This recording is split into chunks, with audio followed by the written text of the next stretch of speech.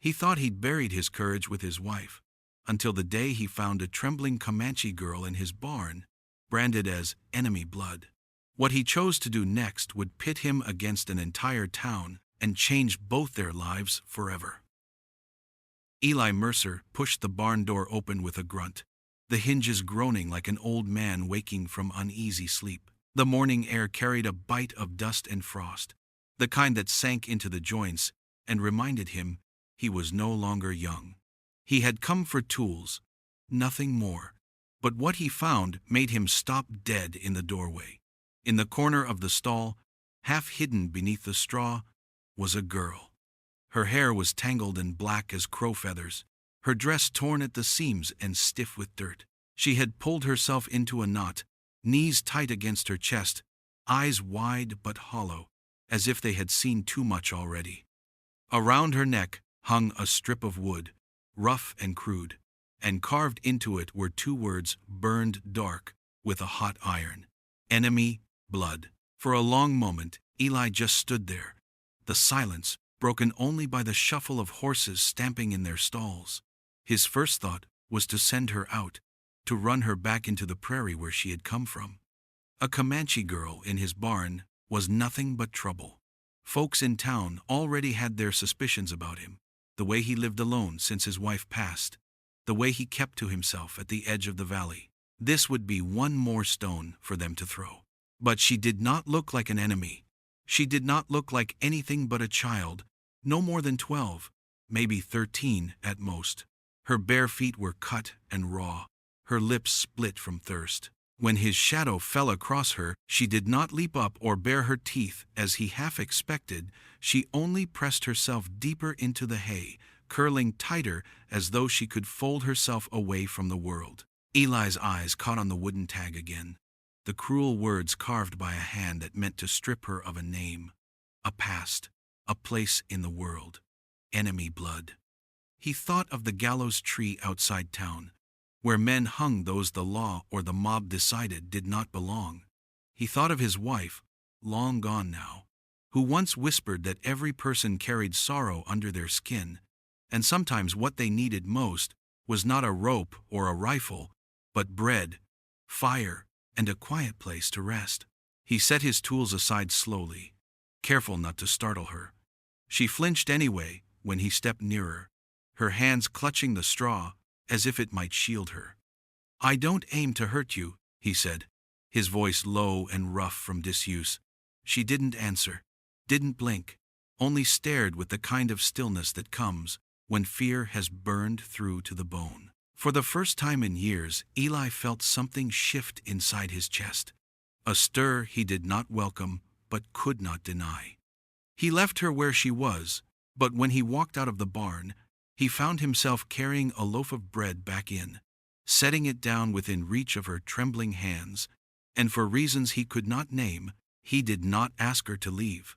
The morning light slid through the cracks in the barn wall, catching dust in long beams that made the air look thick and heavy. Eli stood with his hands on the stall rail, his eyes never leaving the girl huddled in the straw.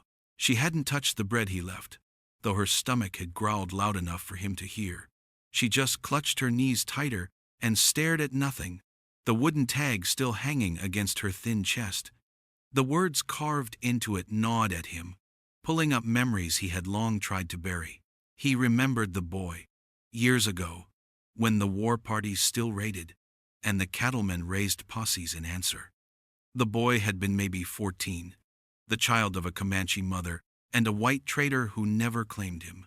He was caught near a burned wagon, and no one cared to hear his side. They strung him from the cottonwood at the edge of town, his body twisting in the wind. The word half breed painted on a sign nailed above his head. Eli had ridden past that tree more than once, his hat low, shame and fear making him look away. He had told himself he could do nothing, that one man could not stand against a mob, but the image of that boy's lifeless eyes had followed him into every dream since. Now, staring at the girl in his barn, that same hatred flickered across his mind like a brush fire. If the town discovered her here, they would call her savage, thief, murderer. anything that justified their cruelty. They would not care how small she was, how her shoulders trembled under the weight of her own silence. She was marked by blood in their eyes, and that was enough. Eli felt the old fear pressing against him, urging him to drag her out before anyone noticed, to send her running into the hills where she belonged, to wash his hands of it before it rooted him to another ghost. He stepped forward, boots crunching on the straw. The girl flinched, pulling back until she hit the wooden wall, her eyes dark pools of terror. He reached for her arm, meaning to lift her, maybe even shove her toward the open door, but then his eyes fell on the quilt draped across the stall rail. It had slipped there weeks ago when he cleared out the loft, and the sight of it hit him like a blow. His wife had sewn that quilt with her own hands, patching together scraps of old dresses and shirts, her stitches uneven but full of care. She used to spread it across their bed in the winter, saying it kept not just the cold but the loneliness away. She had been the one with gentleness enough to see past what the world threw at people. Eli's hand dropped. He couldn't drag the girl out, not with that quilt watching him, not with the weight of his wife's memory pressing on his heart. He saw her face in his mind, not stern, not accusing, only quietly asking if he would fail again, as he had with that boy on the cottonwood tree. His throat tightened. He muttered a curse under his breath, turned, and fetched the quilt. He laid it over the girl where she sat trembling, and though she stiffened at first, she did not push it away. Eli stood back, breathing hard, like he had just fought someone stronger than himself. The town would call him a fool if they knew, maybe worse. But as the girl pulled the quilt around her shoulders, he felt the smallest crack in the wall of his own grief. He could not change what the town had left behind, but he would not repeat it under his own roof. Eli carried the girl into the house, when the light began to fade, his boots heavy on the wooden floor. She was light as a sack of feathers in his arms, though she stiffened at his touch, clutching the quilt so tightly he thought the seams might split. He set her down near the hearth, careful not to startle her more than he already had, and pulled a chair close enough so the fire's warmth would reach her. The cabin smelled of smoke and old leather, a lonely man's shelter, more a place to endure life than live it. He had not brought another soul across the threshold in years, yet now here she was, a stranger marked as unwanted by both her people and his, staring at the flames, as if afraid they might leap out and swallow her. He set a piece of bread on the small table beside her, then ladled stew from the iron pot that hung over the fire. She did not move, her eyes fixed on her bare feet tucked beneath the quilt. Eli sat back, filling his own bowl, and began to eat, each scrape of the spoon against the tin loud in the quiet room. After a time she reached out, snatched the bread, and tore into it with small, sharp bites. She did not look at him, not once, only hunched over as though expecting the food to be taken away. He watched her hands tremble with hunger and weariness, and something stirred inside him, a dull ache he had not felt since the days when his wife was alive, and he thought about children they never had. He did not speak. Words had dried up in him years ago, burned away with grief, until only silence remained. His wife used to tease him for it, saying he carried the quiet of the plains in his chest, but she had known how to fill that quiet with her own laughter, with her soft singing while she worked the garden. After she died, the silence had become heavier, like a blanket thrown over every corner of his life, smothering even the memory of joy. Now as the girl ate without lifting her eyes, he saw his own silence mirrored back at him, not the chosen kind, but the forced kind, born of loss, too heavy for a young soul to carry. He set more wood in the stove, the flames rising, snapping at the logs, and the warmth spread across the room. She shivered still, though less with cold than with the memory of fear. Eli sat in the chair across from her, his bowl empty in his lap, and studied the fire. He thought of the boy who had hung from the cottonwood tree, thought of all the things left unsaid in his life, and wondered if the Lord was giving him one more chance to do something other than watch the world break what it did not understand. The girl finished the bread and leaned back, her eyes half closed, the quilt sliding from her shoulder. For the first time since he found her, she looked less like a trapped animal and more like a child trying to rest. Eli rose, pulled another blanket from the chest, and laid it across her knees. She did not thank him, did not speak, only shifted slightly, curling deeper into the chair, the firelight painting her face in gold and shadow. He returned to his seat, folded his hands, and let the silence settle between them, no longer as heavy as before, but shared, like the warmth of the fire. The dawn light crept through the single window of the cabin, laying pale streaks across the floorboards. Eli stirred from his chair, his back stiff, his neck aching from sleep that came in broken stretches. The fire had died to embers, but the room still held a faint warmth. He glanced toward the chair by the hearth, where the girl lay curled, the quilt wrapped tight around her thin frame. For a moment he thought she was asleep, but then she shifted, the fabric sliding from her shoulders, and he saw what the darkness had hidden. Across her skin ran marks, raised welts, some long healed into pale ridges, others still red and angry. They crisscrossed like a map of pain no child should carry. Eli froze, the sight catching in his chest. He had seen scars before, on men who rode with him during the war years, on horses whipped raw by cruel hands, but never had he seen so many on one so young. It was not the wound of one beating but of many, layered over time, the kind that taught the body to expect hurt with every breath. He rose slowly, meaning to fetch the kettle from the stove, but when his hand moved, her eyes shot open, and she flinched hard, shrinking back into the chair as if bracing for a strike. The quilt slipped further, exposing more of the cruel lines carved into her back. Eli stopped, his hand hanging useless in the air, shame burning through him though he had not touched her. "Easy," he muttered, his voice low, careful, like speaking to a skittish horse. But she kept her eyes on him, wide and dark, her breathing fast, the fear in her face too old for her years. Eli turned back to the stove, lifting the kettle slow, deliberate, so she could see his every move. He poured water into the tin cup, set it on the table, and stepped back. His hands trembled, though he kept them steady, as he wiped the rim with a cloth. She watched him, her body still coiled, and he wondered what kind of hands had left those marks.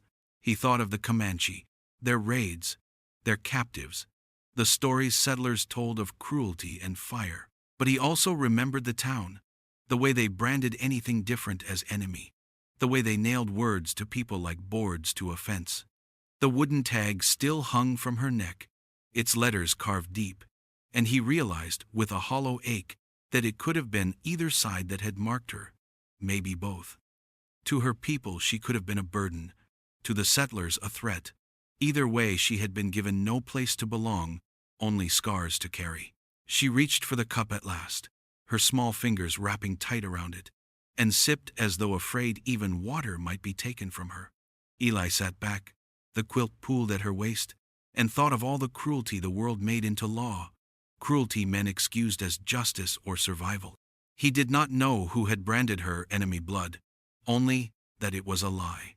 No child's worth could be carved in wood or beaten into skin. Watching her shrink beneath those marks, Eli felt a promise stir inside him, one he had never spoken aloud but knew all the same. Whatever the world called her, she would not be an enemy under his roof. The sun had climbed high by the time Eli rode into town, his hat low, his shoulders hunched the way they always were when he had to face people. He did not come often, only when the ranch demanded it: salt, nails, lamp oil, flour. This morning he needed feed, though truth be told, he could have stretched what he had another week. But something in him wanted to measure the air, to see if it carried the weight of rumor yet. The bell above the feed store door gave its usual tired jingle when he stepped inside. The place smelled of dust and oats, with that faint tang of leather from tack stacked in the corner. Eli kept his eyes on the counter, setting down his order in a quiet voice. The clerk nodded, writing it up, but Eli felt the shift in the room before the words reached his ears. Men stood near the sacks of flour, talking in tones meant to be low but not low enough. "Mercer's got a savage in his barn," one said, his voice sharp with the thrill of knowing something others did not.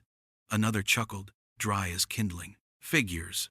Man lives too long without company. He'll take anything he can get, even one of them." Eli's jaw tightened. He did not look their way, but the sound of boots shifting told him their eyes were on him. Once those eyes had carried pity, nods at the widow's husband, poor Mercer alone on the edge of nowhere. Now they were sharper, like blades testing their edge. The clerk slid the slip across the counter, his hand pausing just a second longer than usual. Eli knew without being told. Word had spread faster than prairie fire in a dry wind. He gathered his supplies, lifted the sack to his shoulder, and walked out without a word. Outside, the street felt too open, too many windows and porches holding shadows of men who had heard the whisper. A woman drawing water stopped mid-pull, her gaze following him until he turned the corner. He thought of the girl back at the cabin, curled by the fire with the quilt around her shoulders. He thought of the welts across her back and the way she flinched at every sudden move. She had enough enemies in her own memory. Now the town wanted to make her one in the flesh. Eli set the sack across his horse and swung up, the leather creaking under his weight. The reins felt rough in his hands as he steered out of town, every eye on his back, though none brave enough to speak plain to his face. The prairie opened before him, wide and silent, but the echo of their words carried with him all the way home. When he reached the cabin, he found her sitting by the doorway, the wooden tag still hanging like a curse from her neck. He thought of tearing it off, burning it, scattering the ash until not even the letters remained. But the town had already written those words in their mouths, and fire could not burn rumor from men's hearts. He set the feed down, met her wary eyes, and for the first time wondered not if he could keep her safe, but if keeping her meant he would have to stand against the whole valley. The wind rose sudden that afternoon, rolling down off the hills in hard gusts that rattled the shutters and drove dust through the yard. Eli was mending a bridle near the corral when the air cracked with thunder and his horse spooked. The gelding reared, eyes wide, and tore free of the rail with a sharp snap of leather. Eli cursed and lunged, boots sliding in the dirt, as the animal bolted toward the open field. The girl had been standing near the barn door, watching in that quiet way she always did. Her hair whipped across her face, her bare feet planted firm in the dust. Eli shouted for her to move back as the horse pounded past, but she didn't flinch. Instead, she lifted her head and muttered something under her breath, a word rough and halting in broken English. "Wind ghost," she said. The sound of it struck Eli harder than the thunder. He froze, not because of the horse tearing across the pasture, but because it was the first time her voice had reached him. Thin, low, shaped by an accent that carried the plains in it, but clear enough, she had spoken. After days of silence, days of lowered eyes and clenched hands, the girl had put sound into the air. The horse circled wild, mane flying, but Eli's eyes were fixed on her. She looked startled too, as if she had not meant to speak, as if the word had slipped out from some place she could not hold shut. Her lips parted again, then closed quick, and she wrapped her arms around herself, backing toward the doorway as though ashamed. Eli left the bridle on the ground and stepped after the horse, whistling low until the gelding slowed near the fence line. He caught the reins, soothed the animal with a hand on its neck, and led it back to the corral. All the while his mind turned on those two syllables, on the way her voice had cracked the silence between them. He tethered the horse firm this time, then looked back to the barn. She was still there, half hidden in the shadow of the doorway, her eyes on him but ready to dart away. He walked slow, careful not to crowd her, and when he stopped a few paces off, he said quiet, "You called it wind ghost?" Her head dipped once, the smallest nod, but her gaze stayed on the ground.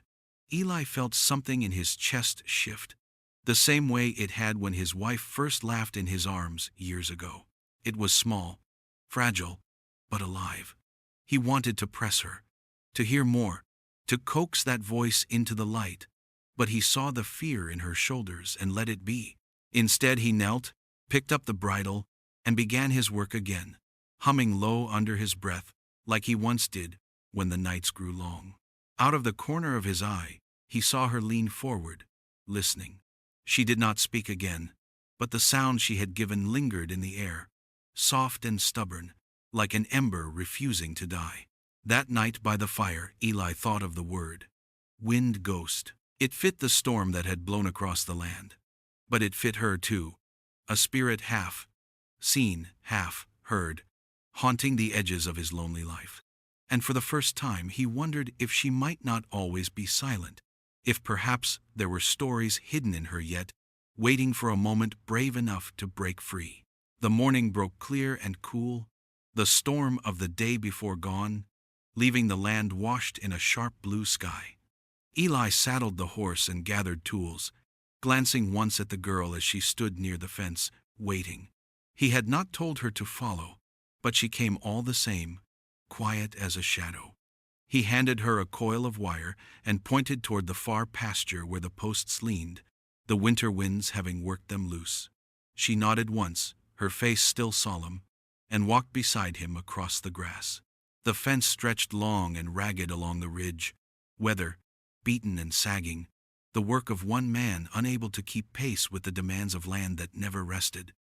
Eli showed her how to hold the post steady while he hammered, how to twist the wire tight with a piece of iron, how to brace the weight of it with her small frame. She never complained, though her hands reddened from the strain, and though her arms trembled with effort, she held fast each time he needed her. She worked with a focus that struck him, as though the simple act of mending a fence was a task she had always known. Eli caught himself studying her when she wasn't looking, how quick she learned, how steady her gaze when he explained with gestures and short words. She did not smile, not yet, but there was a quiet pride in her movements. By the time the sun dipped low, they had straightened more posts than Eli had thought possible in a single day. His back ached, his palms raw, but for once the weight of the work did not feel like his alone. When they returned to the cabin, she sank down by the fire, her shoulders slumped with weariness, her hands tucked into the quilt he laid across her knees. Eli poured water into the kettle and set it on the stove, the hiss of steam filling the silence. He thought the day was done, but then he saw her fingers brush the cord at her neck, the wooden sign shifting against her chest. She lifted it, her dark eyes fixed on the letters carved deep into the grain. "You keep it?" she asked, her voice halting, the words shaped with care as though each cost her something. Eli's throat tightened. He stared at the brand in the wood, the cruel declaration hammered into her as if it were truth. Enemy blood. His first urge was to tear it off, to throw it into the fire and watch it burn, but he only stood there, silent. He had no answer, no words to give her, so he turned back to the kettle, his silence heavy between them. She let the sign fall back against her chest, her face unreadable in the glow of the fire. Later, when she slept curled in the chair, Eli went to the barn alone. He carried a spade and a lantern, his steps slow across the dirt floor. He knelt beside the stall where he had found her and dug a shallow hole, the soil giving way with each thrust of the blade. He held the wooden sign in his hand one last time, feeling the rough edges bite into his palm. Then he set it into the earth and covered it, tamping the dirt until it looked no different than the rest of the floor. The lantern light flickered across the barn walls as he leaned on the spade, breathing hard. He had buried more than a piece of wood. He had buried the words that had tried to define her. Whatever she was, whatever she might become, she would not carry that name here.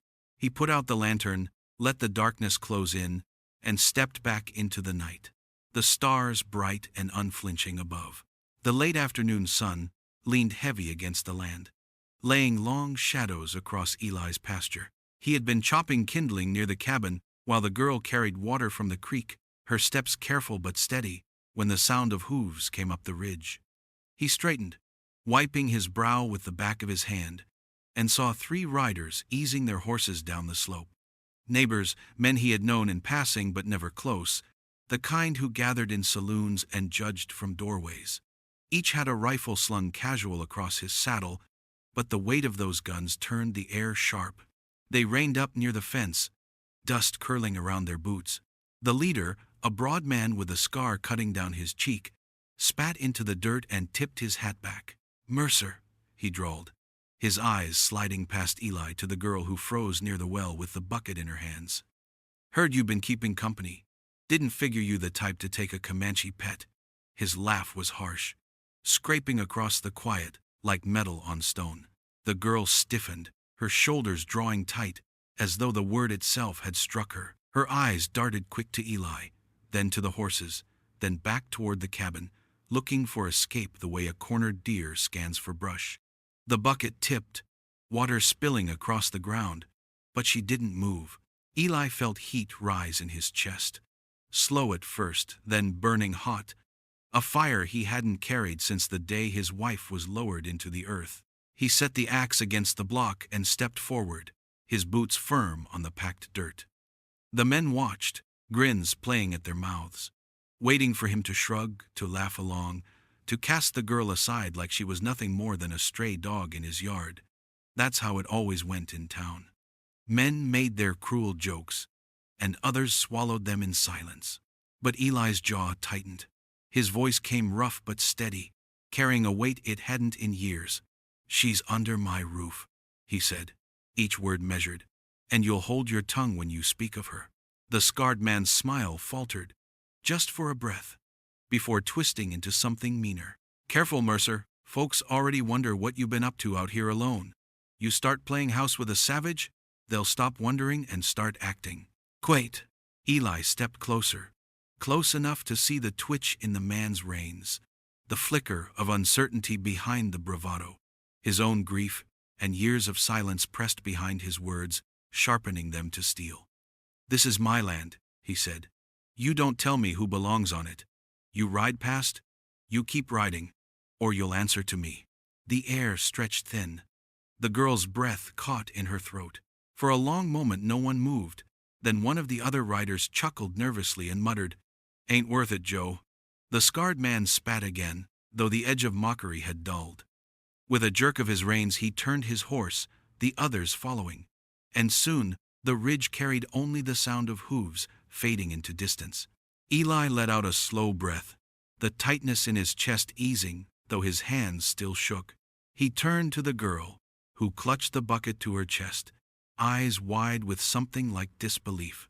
For the first time since he found her, he had not stayed silent, and in the look she gave him, uncertain but burning with a fragile spark, he understood she had seen it too. The days turned softer after the riders left, though the weight of their words still lingered in Eli's mind, like smoke after a fire.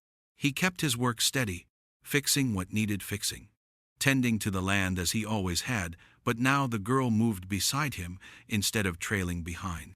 She watched with sharp eyes, learning without asking, and little by little she began to fill the silence with fragments of her own voice. One morning by the creek she knelt to wash her hands, the water running bright over her fingers. She looked back at Eli and said a word he did not know, her voice low but sure. "Pa." She pointed to the stream, then repeated it. "Pa. Creek." Her eyes waited, testing if he understood. Eli nodded slowly, the syllables rolling rough in his mouth when he echoed it back.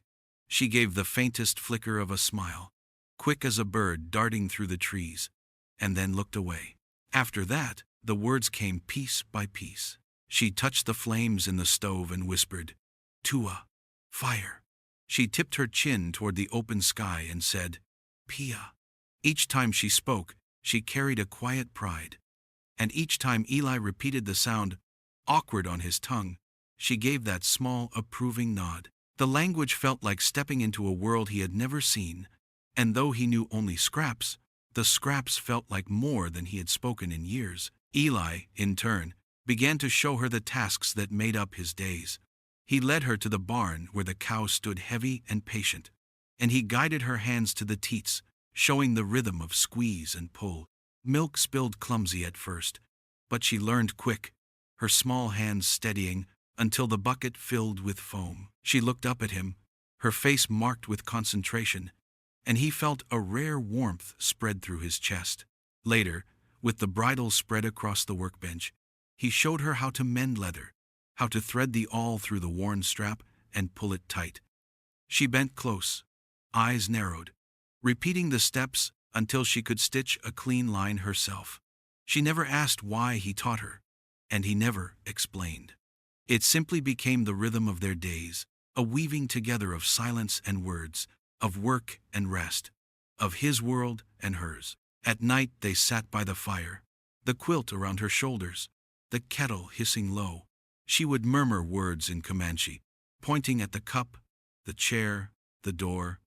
He would answer with English, slow and plain. Their voices were halting, awkward, yet in the quiet cabin they began to sound less like strangers. There were no vows spoken, no promises carved in stone.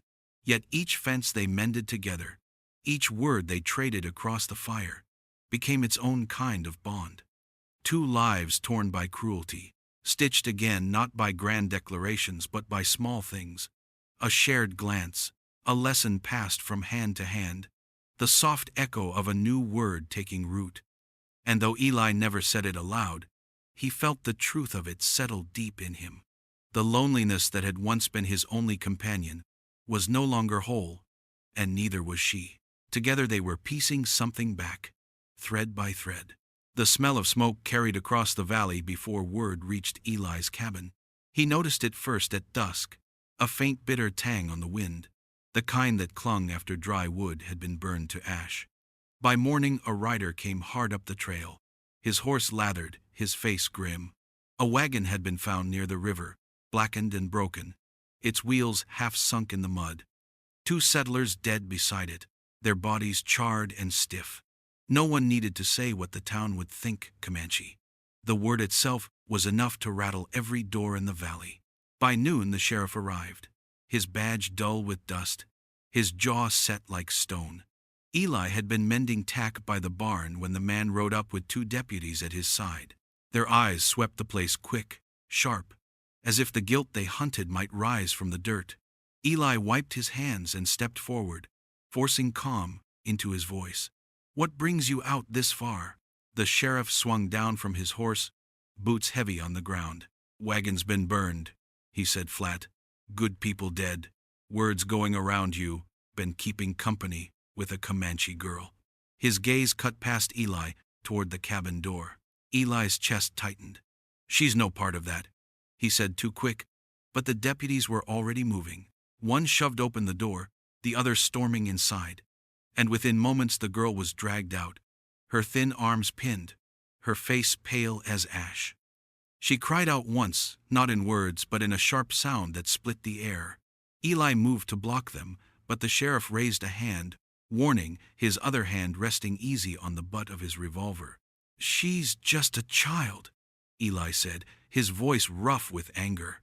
The sheriff held up a hand, carved sign, the kind passed along from mouth to mouth until rumor became truth. "Enemy blood," he said, as though the words themselves carried weight enough to convict. He turned the wooden tag over in his palm, the same cruel brand Eli had buried weeks before, and Eli felt his stomach twist. Someone had dug it up, or maybe another had been made. It didn't matter. The lie had come back to life. Neighbors had gathered now, drawn by the commotion. Faces peered from behind fence posts, whispers rising like a swarm of bees. Eli saw in their eyes the same hunger he had seen years ago at the cottonwood tree, when a boy had swung and no one had lifted a hand. That same fire of fear and righteousness burned now, aimed at the girl whose only crime was surviving. "She stays here," Eli said, stepping closer, his jaw set. His voice was steady but his heart pounded so loud he felt it in his throat. "You won't pin your dead on her." The sheriff's eyes narrowed. "Then prove where she was last night," he said, his words sharp as a blade. The crowd muttered, restless, some spitting into the dirt, others shaking their heads. The girl shook in the deputy's grip, her eyes locked on Eli, pleading without sound. For a moment, Eli saw it all laid out: the noose, the tree, the silence of the crowd. His hands curled into fists. He had stayed quiet once in his life, and it had haunted him every day since. He would not stay quiet again. The town gathered at the edge of the square where the cottonwood tree stood, its branches heavy with the weight of memory. The rope swung ready, tied with the same practiced knot that had claimed too many before. They dragged the girl beneath it, her thin wrists bound, her face pale but unflinching. She did not cry, only stared at the ground, her dark hair falling like a curtain around her eyes. The deputies shoved her forward, and the sheriff raised his hand to still the murmurs, his voice carrying over the crowd. "Enemy blood," he said, and the words rolled through the gathering like smoke through dry grass. Eli stood apart, his axe heavy in his grip, his chest tight with the weight of every silence he had carried. He saw the faces of men he had known for years, neighbors who once offered nods at the feed store, now twisted with suspicion and fear. He saw women clutching their children close, as if the sight of the girl might stain them, and boys staring with wide eyes that drank in cruelty like it was law. The shame rose in Eli like a tide, bitter and choking, for he remembered all the times he had looked away, the boy who had swung from this very tree, the way he had ridden past with his head bowed, the way he had told himself one man could not change what a crowd had already decided. The sheriff nodded to the deputies, and one stepped forward with the rope. The girl's knees buckled as they looped it around her neck, though she did not fight. She only looked up once, her eyes finding Eli in the crowd, and in them he saw no plea, only a hollow question: would he turn away again? The murmur of voices swelled, some calling for justice, others spitting into the dust. Eli's heart pounded, his breath ragged, and in that moment something broke inside him. He stepped forward, his boots loud on the packed earth, and the crowd turned to watch. The sheriff raised his hand ready to speak, but Eli lifted the axe high and brought it down with a single blow.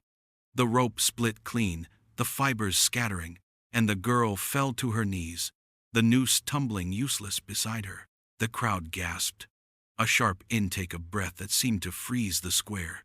Eli lifted the axe again, his voice rough but steady, carrying across the silence. "You call her guilty, you call her savage, you call her what you want, but you'll do it to my face. She's under my roof, and no man here will take her while I draw breath." The sheriff's jaw tightened, his hand hovering near his revolver, but he did not move.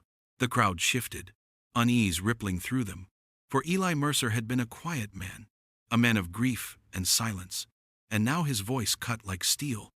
He stared at them all, daring them to step forward, daring them to call her guilty with their own hands, instead of hiding behind rumor and rope. No one moved.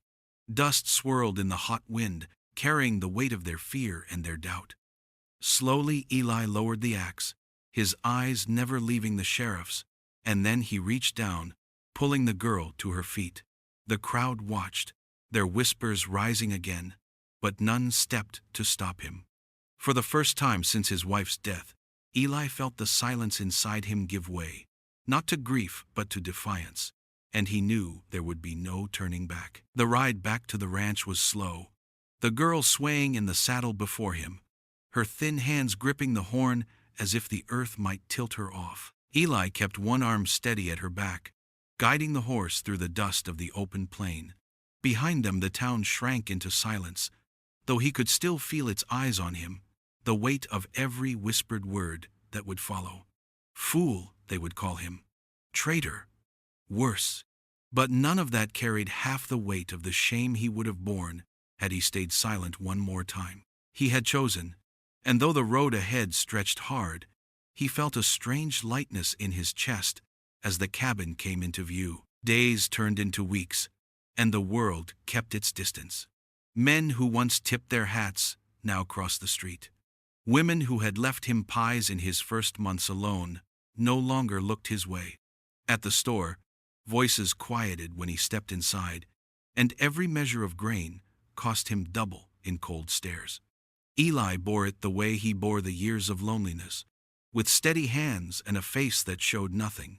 Yet in the quiet of his ranch, he saw something shift, something that made the scorn of the town feel small. The girl planted corn along the fence line, her bare feet pressing into the soil, her hands careful as she set each kernel. She tended it daily, patient as the sky itself, and Eli found himself watching from the porch, the rhythm of her work steady as the turning of the seasons.